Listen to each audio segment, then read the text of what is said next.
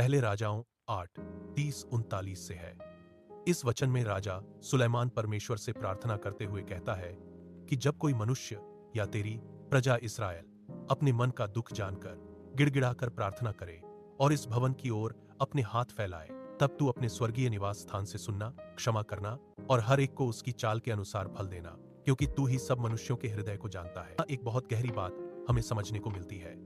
सुलेमान यह नहीं कह रहा कि केवल शब्दों को सुनना, बल्कि वह कह रहा है कि मन का दुख जानकर जो प्रार्थना की जाती है उसे सुनना। इसका अर्थ यह है कि परमेश्वर केवल हमारी बातों को नहीं, बल्कि हमारे दिल की स्थिति को देखता है। हमारे अंदर की भावनाएं, हमारे दर्द, हमारी पीड़ाएं, सब कुछ वह जानता है। कई बार हम प्रार्थना करते हैं और हमें लगता है कि हमारी प्रार्थना बिल्कुल सही है, लेकिन परमेश्वर हमारे हृदय को देखता है। वचन हमें याद दिलाता है कि मनुष्य का हृदय कपटी हो सकता है, इसलिए केवल प्रार्थना करना ही पर्याप्त नहीं है, बल्कि सही हृदय के साथ प्रार्थना करना आवश्यक है। मैंने एक गवाही सुनी थी। एक बहन कह रही थी कि उसके ऑफिस में लोग उसे बहुत सताते थे। उसने प्रार्थना की कि जो लोग उसे परेशान करते हैं, परमेश्वर उन्हें दंड दे। बाद में उसने बताया कि वे लोग अपनी नौकरी से निकाल दिए गए।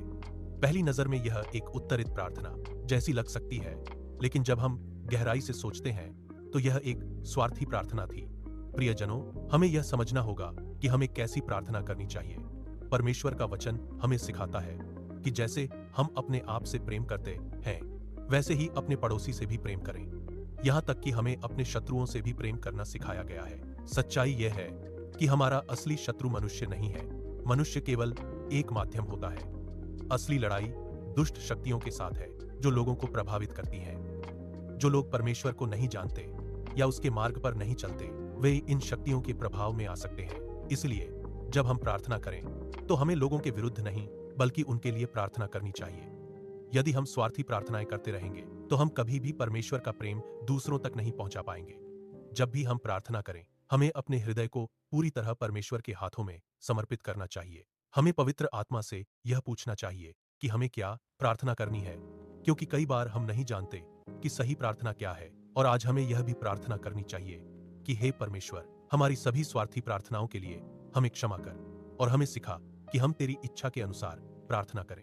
जैसे हमारे प्रभु यीशु मसीह ने क्रूस पर अपने शत्रुओं के लिए प्रार्थना की और कहा, पिता, इन्हें क्षमा कर, क्योंकि ये नहीं जानते कि क्या कर रहे हैं। वैसे ही हमें भी अपने शत्रुओं को क्षमा करना है। जिसे हम अपना दुश्मन समझते हैं, वह वास्तव में हमारा दुश्मन नहीं है, लेकिन उनके अंदर काम करने वाली दुष्ट शक्तियां असली शत्रु हैं। इसलिए हमें उन शक्तियों के विरुद्ध खड़े होना है और लोगों के लिए प्रेम और क्षमा के साथ प्रार्थना करनी है।